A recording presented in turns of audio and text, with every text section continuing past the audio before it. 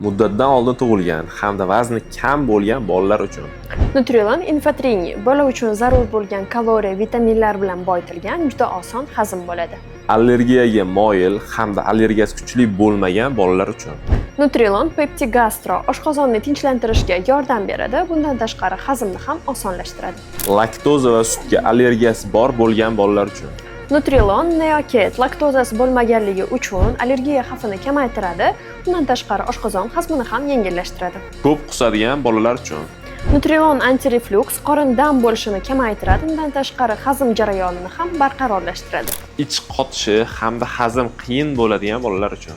Nutrilon Comfort bola ichaklarini yumshatishga yordam beradigan, bundan tashqari hazmni osonlashtiruvchi ingrediyentlar bilan boyitilgan maxsus smes hisoblanadi. Kiserva bilan tug'ilgan bolalar uchun. Nutrilon Kesar maxsus formulaga ega, bola uchun eng yengil va xavfsiz smes hisoblanadi. Bu smeslar to'liq lichebniy hisoblanadi va bolada mavjud bo'lgan ma'lum bir muammoga qarab tavsiya etiladi. Ularni oddiy smeslar o'rniga o'zboshimchalik bilan berish tavsiya etilmaydi. Albatta, lichebniy smeslarni berayotganda pediatr shifokor bilan maslahatlashib, keyin berishni tavsiya qilamiz. Video foydali bo'lgan bo'lsa, uni saqlab qo'ying. Keyingi videolarimizda qaysi smeslar haqida ma'lumot berishimizni xohlaysiz? Izohlarda yozib qoldiring.